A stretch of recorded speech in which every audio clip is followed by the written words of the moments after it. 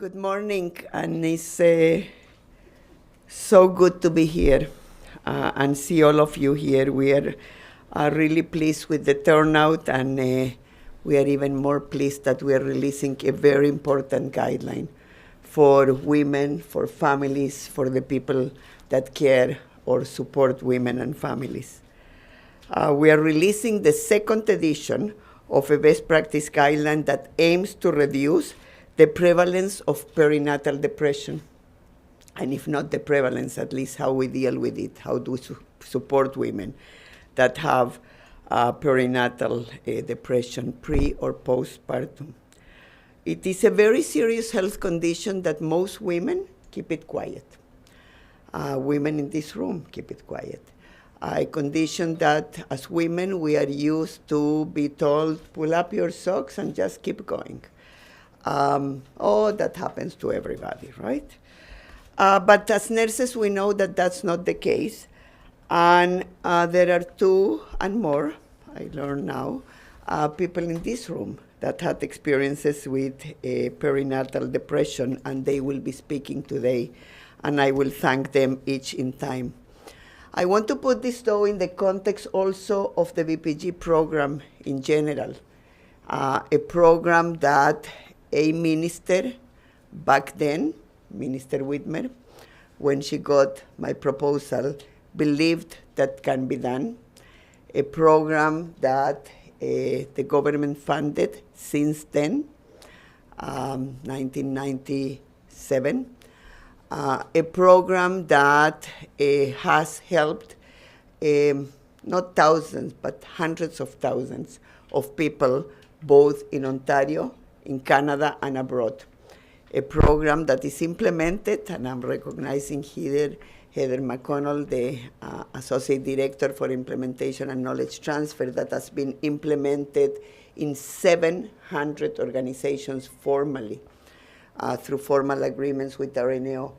So a program that because of that needs to deliver quality evidence and quality deliverables, and that people can trust. So this is the reason why this is the second edition, because we don't satisfy ourselves at RNAO simply by doing a guideline and then putting it in a shelf and then expecting that everybody will use it. But we actually ensure that those guidelines are every 4 to 5 years reviewed, updated, and Megan must be somewhere here. She leads the development of guidelines with the team that will specifically speak on this guideline today. But it's a program that people can rely on. They can rely on the basis of being solid evidence put out to the public, both to health professionals, including nurses, and to the public at large.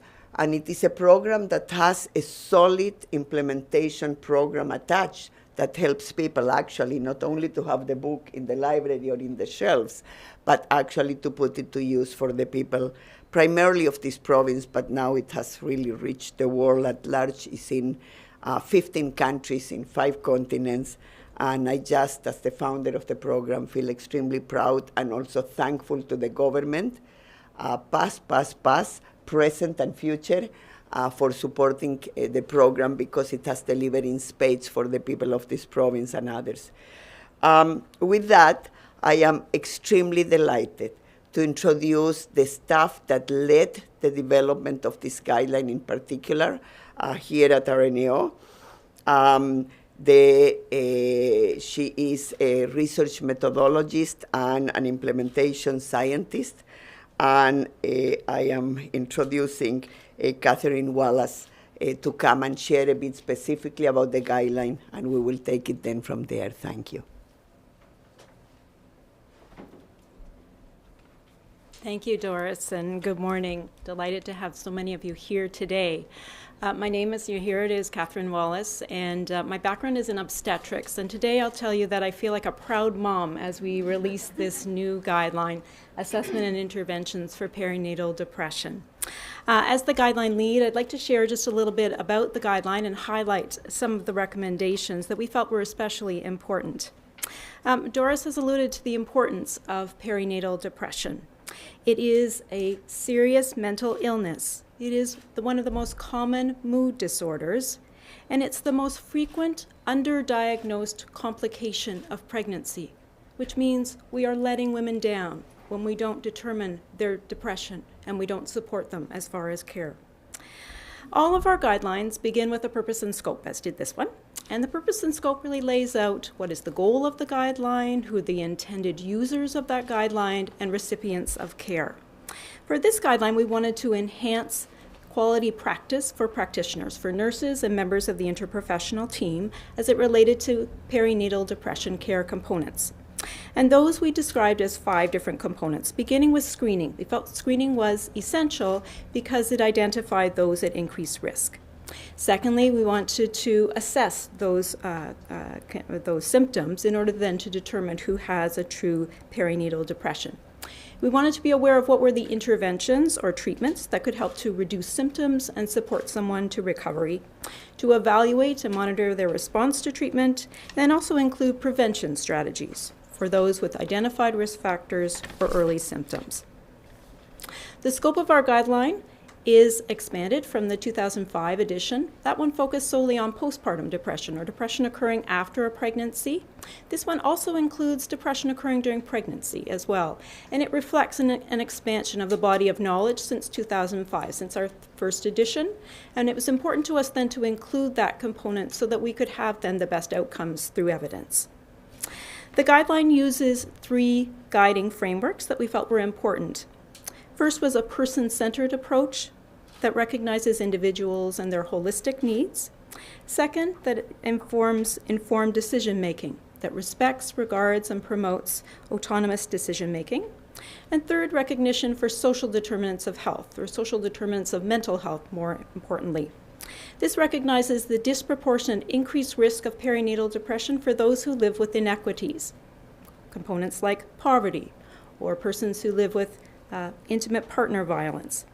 In addition, the need for nurses and other members of the interprofessional team to advocate to eliminate these modifiable factors.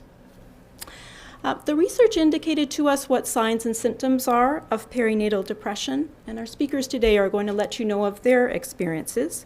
But in the evidence, we heard of persons who experience feelings of sadness, of depression, of self-doubt, of worry, of feelings of shame, and of stigma. Because, as Doris alluded to, there's a cultural expectation that when we become parents, that we're filled with joy and fulfillment, and the experience of depression really counters that. There are fortunately strategies that are effective for perinatal depression care, and I'm going to highlight 3 of them in the guideline. So first, the recommendation to routinely screen those at risk for perinatal depression during both pregnancy and postpartum.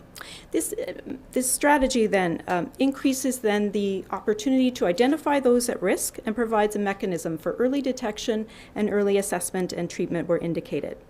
Important because then we can significantly decrease their perinatal depression symptoms. And we know that if we use screening tools, as opposed to just relying on clinical judgment, will increase the odds of finding those at increased risk.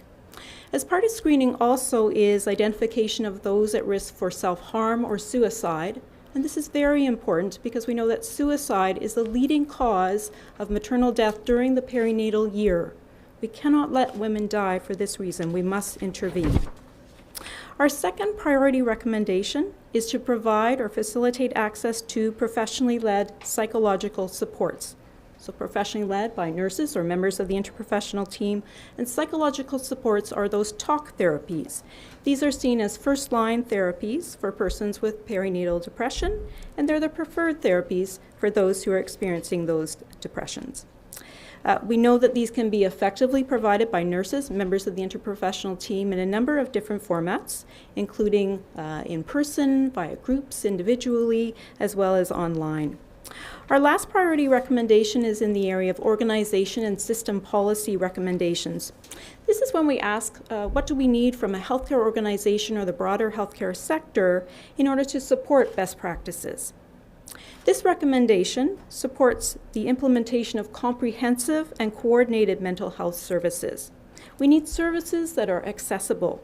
We need services that are accessible so that there are not delays in accessing care, and care approaches that are not sporadic or inconsistent.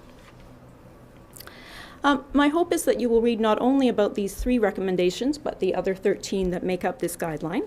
I wanted also, in closing, just to take a moment to say thanks to the many, many individuals that are involved in the development of this guideline, beginning with our expert panel and co-chairs, Dr. Angela Bowen and Dr. Phyllis Montgomery. Both are PhD prepared nurses who assume the role of co-chairs. They're both educators at schools of nursing, researchers, and strong advocates for perinatal depression care. So we thank them for their leadership. We also thank all of the 11 expert panel members. They were nurses and members of the interprofessional team, including a registered nurse, a registered midwife, and a psychiatrist.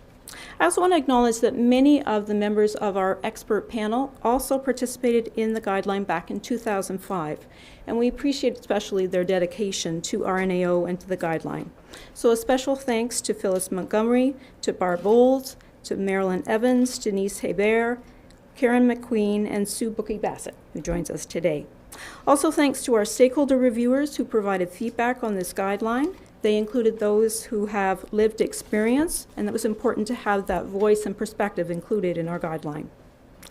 Stakeholder reviewers also provided feedback on evaluation measures, and this helps organizations to implement best practices, including our best practice spotlight organizations.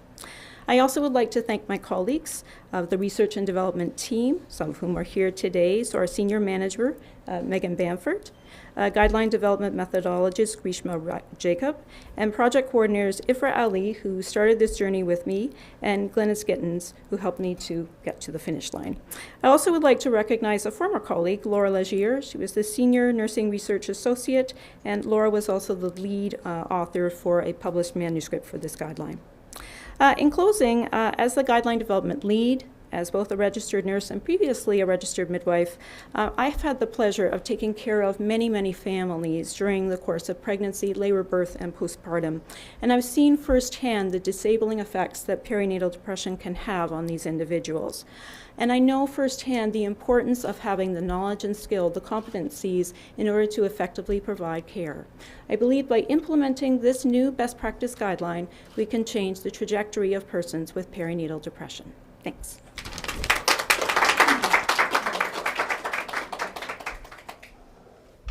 So it gives me a great pleasure, first of all, to thank you, Catherine, for absolutely your stellar work, the expertise, the passion, the engagement, and the capacity to lead this panel with the co-chairs to deliver this guideline for people. And it gives me particular pleasure to introduce to you now a past staff of RNAO, a colleague, and a woman that I admire for the courage to speak, and also a person that just finished a PhD, and I want to congratulate. So first, let me do that. Congratulate Sue Bookie-Bassett for finishing the PhD.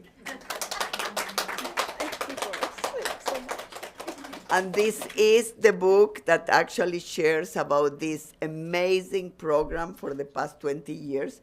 And Sue, when we were talking about her coming today, said to me, would I be able to buy the book at RNAO? And I said, no, you're not going to be able to buy the book at RNAO because we don't sell the book, but you are going to get it. Excellent. So Sue, that's for the PhD. Thank you very and much. And the reason, there is a test at the end of the week. The reason that I really wanted Sue to speak today is both for her lived experience, but I know many women with the lived experience. So it was really because actually Sue is the one that triggered when she was staff at RNAO that we do this guideline. Sue had kept it quiet, and we really didn't even know what she was going through. And then Sue, when she came back from mat leave, met with me, shared with me, and they said, do you think we could do a guideline on this? And the rest, of course, is history. So for what you went through, for the marvelous kids you have now, I said I was so afraid when she was pregnant with the second because by then I knew. So, and she went through very beautifully. And also for for the smart nurse to come and say that we do a guideline on this. So for all of the above, thank you for being here today. I know it's not easy, and we leave it with you now. Thank Great. you. Thank you, Doris. Thank you. Oh, there we go. So, thanks everyone for the invite today, and I am going to share with you a little bit about my personal story, but I also want to just preface this by saying that I knew I had done a speech before about my experience at a conference in 2003, so I went home and I actually found it. So I'm going to actually go pull some of what I said at that particular conference, which was a women's health conference at the time. So I'll share a little bit with you about my story and my experience with postpartum depression. And some of you in the room would have known me at that time and as I was living through it. So this talk describes my experience as a patient as opposed to an experienced obstetrical nurse who I was at the time that I went through this.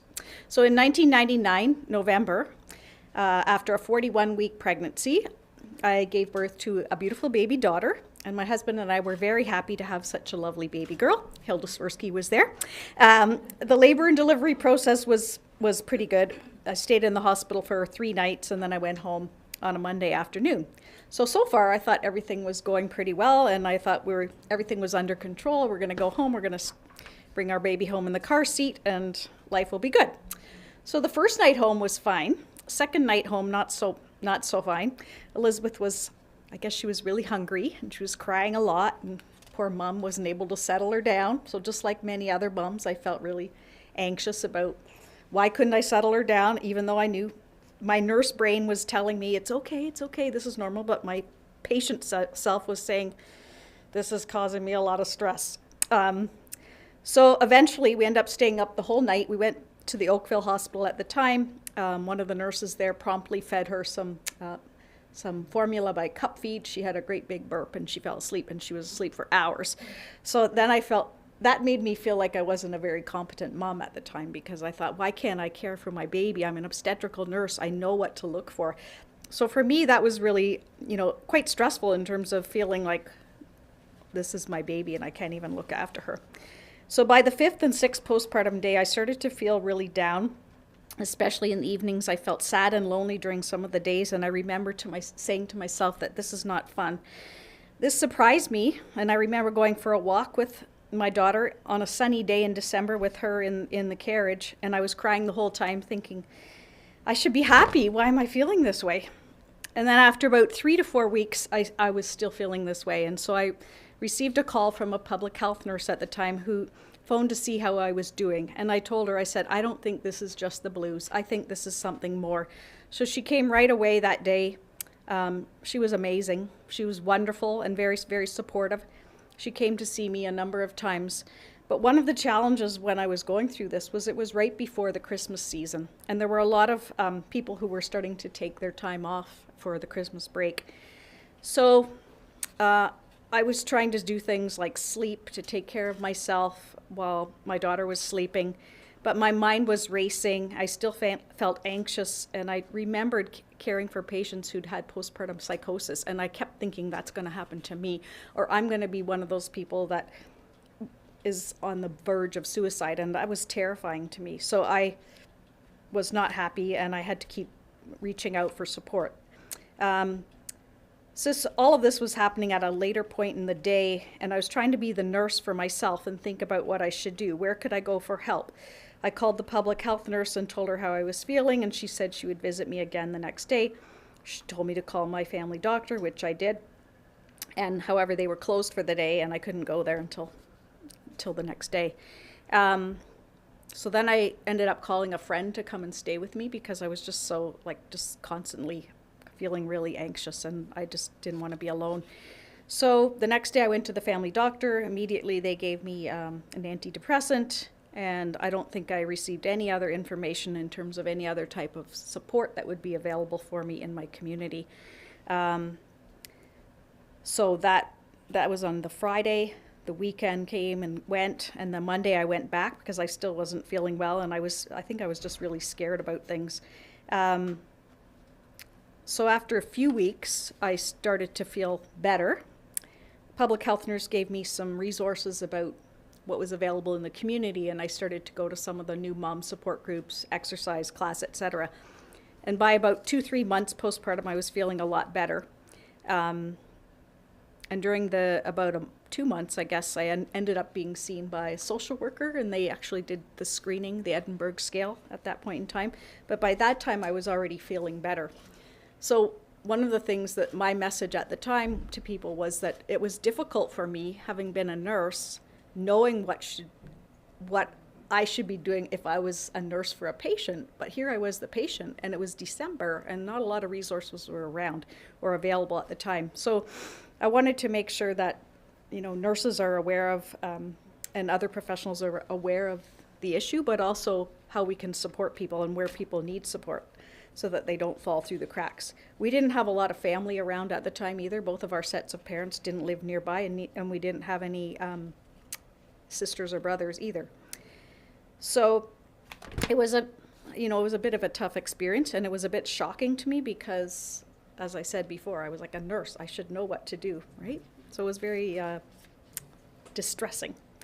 So then, anyways, things went along fine after that. I enjoyed my pregnancy.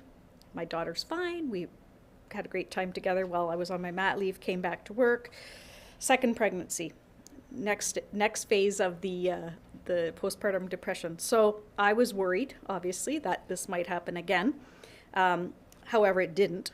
But I did a lot of things differently that time to make sure that I took care of myself. So I asked for support before he was born, and my son this time. And I had someone come my mom and my mother-in-law come and stay with me for a little bit at the first couple of weeks.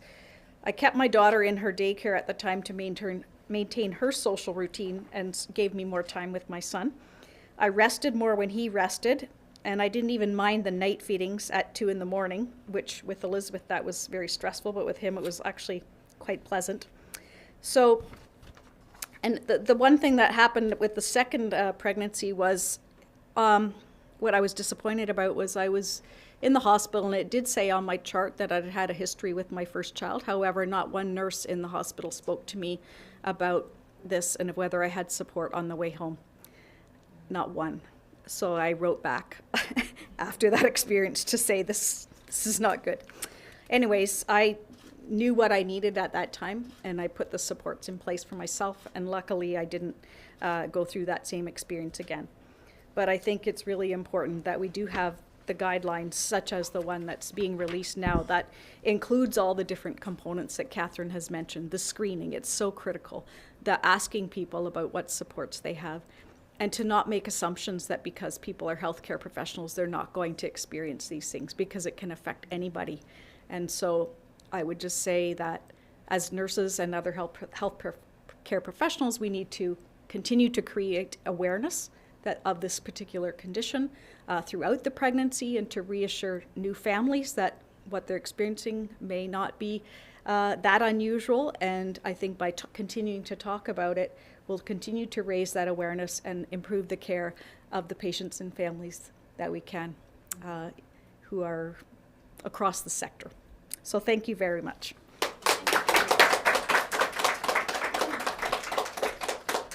So thank you, Sue, for the courage to share the experience. And thank you for triggering RNAO to develop this guideline. And I now want to introduce a member of our own board of directors, Lamo Dolkar, who was so generous, I thought. That's the only thing I could think at the beginning, in addition to reaching out to you and being with you. I just thought how generous of any person when he's going through such a difficult experience that affects you so personally, to be so generous to share it publicly. And Lamo did in a feature that our communications department developed that is called Nursing Station. That's a feature that any nurse can write about their experiences, you would assume as a nurse. And here was Lamo sharing about her experience with postpartum depression. So for the courage to share as you were going through, and just endless thanks, Lamo.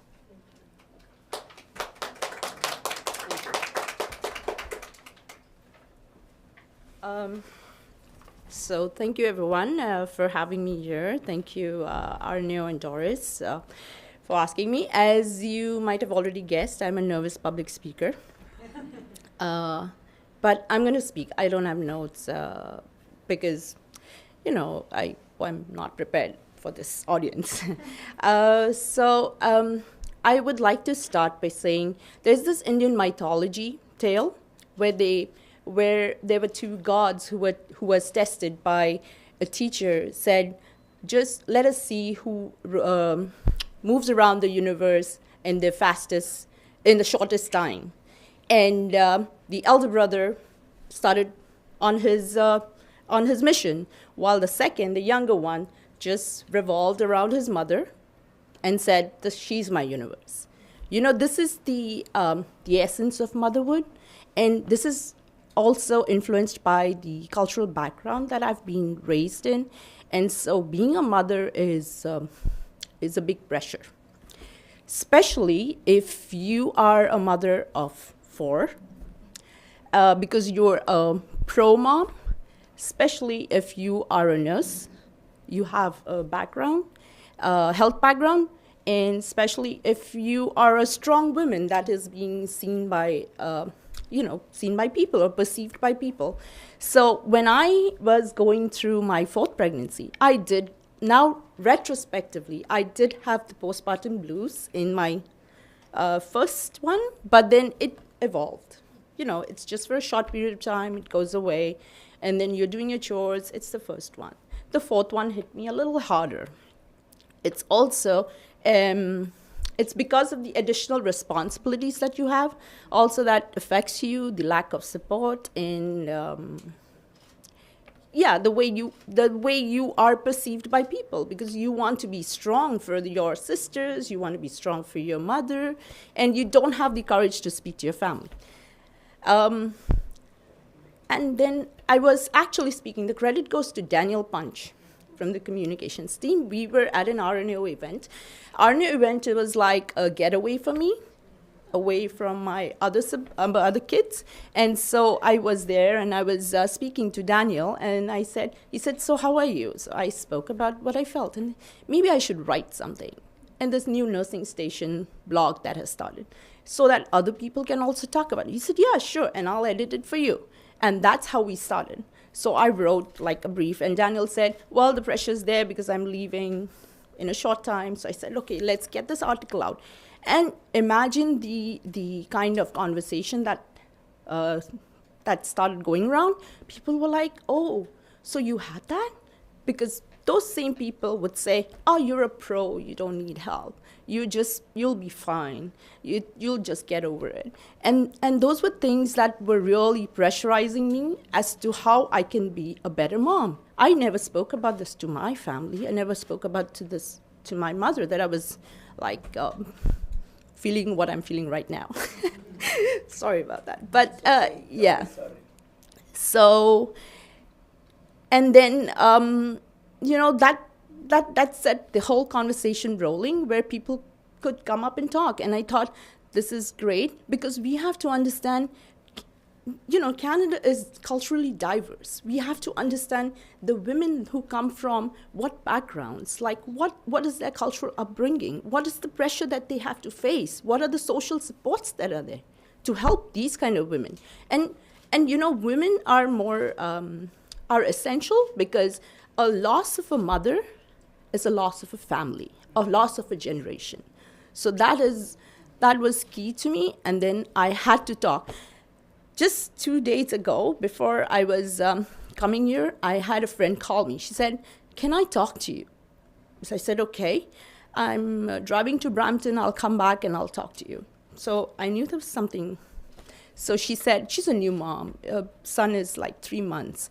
And she said, you know what, that article that you wrote, not that article, but just a blog that you wrote, I wanted to speak to you about that. I said, is everything okay? And she said, no, and she started weeping. And I think that was the outcome that I want. where people can come up and talk about this. You know, treatment is second phase. The diagnosis is important. Perinatal depression, postpartum depression is something that's diagnosed after it's established, not in the making. Because people always want to be strong. They want to just... So...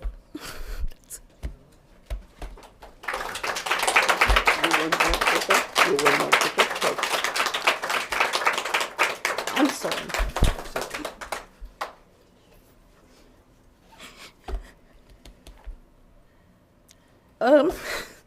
Thanks.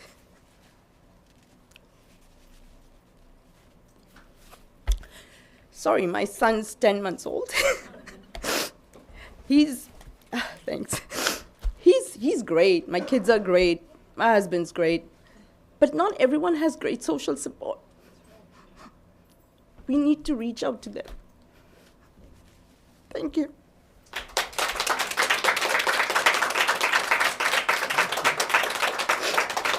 So stay here. Come, Sue. Come, Catherine. So now you understand why we are issuing this guideline. And now you understand why, while all the guidelines are very important, this one in particular is important for women, for families, for the people that care for women, and let me say to you, also for men, because we haven't tackled that, but there is postpartum and prepartum depression. Come, darling. Come, if you want to come. They're all crying, my colleagues. You know, I think if I think back to my son is 43, if I now think back to that, I mean, I remember I was crying. No, I took it as natural, right? Who knows what I was going through? It went through faster, but who knows? No one even talked about those things. During your time, they kept it quiet still at home. During your time now, and I attribute that in part to the first guideline that we issued, and in part that women have been empowered to talk, and in part that we have normalized that this is something that happens, and in part to people like you that talk in the midst through it, we absolutely need to keep going. And we need to let the community know and health professionals to know, to the health professionals, that it's not acceptable not to ask. It's not acceptable not to do universal assessment, I would say, same as we do for other things. And then to all of us to support one another. Because not everybody, as you said, Lamo, not everybody is lucky to have the supports at home, right? So thank you, ladies, for sharing. And please know to all of you that this is not in every single pregnancy. So I don't want people to get afraid of becoming pregnant. And even when people go through it, if we put the right supports in place, right, then people can move through it supported, feeling loved, not feeling that they're failing anyone, and together. So thank you so much, and Catherine, to you and the co-chairs for the expertise and the panel. And thank you for coming, to all of you. Could I just make one more comment? Anything. I just wanted to make one more comment because I've made an observation, and I don't know for the nurses in the room if anybody's ever noticed this before, but there's a Facebook group that I am a part of, and it's nothing to do with postpartum depression, but it's a community group where lots of women post their needs for healthcare. Postpartum depression comes up on there, and it scares me a little bit what I see, because the people that are responding to people's comments are not necessarily healthcare professionals, and some of the advice is okay, some of it's not so okay. So women are talking about it in other venues, maybe not face-to-face with people, but on Facebook they do talk about it. So it's just something to be aware of, and just to keep in mind as professionals that we need to just look to see where people are reaching out. So what this brings to mind, and this is one for our implementation team, is probably the need, Catherine, to do several webinars that are open to the public to discuss the guideline and to discuss the supports that are there, and maybe even augmenting our own website, the guideline, with local supports of where to reach, at least in Ontario, so that we can support women in that way. Thanks for sharing that, Sue. wanted to make a comment. I don't have the time frame quite correctly. About 5 to 8 years ago, there was a physician who jumped off the subway. Okay, she had postpartum depression. And then there was a woman in the United States who was charged for murdering her children, about 3 children. That woman had postpartum depression. And as a mental health nurse, I felt, and I was crying with Liam, I felt so sad for these women because I've seen it in clinical practice. They didn't get the treatment. They end up in a mental health institution. But some of the judges and the broader society don't understand it. So that poor woman who murdered her children, mothers don't normally, mothers are very caring. They're like young lioness. They protect the young. But when a woman murders her child, something is drastically wrong. And society is not even aware that this woman has had depression and developed psychosis to do such a terrible crime. So I don't know if anyone has questions that would like to ask, either from Catherine, from Lamon Sue, from Angela, our president, myself, or any of us. If anybody has questions, comments. And I would like everybody that had anything to do with this guideline to come here for a second. Glenys, come. And all the ones that had anything to do with this guideline, please come to be acknowledged, because you're doing something amazing for the people, for Ontarians. Thank you.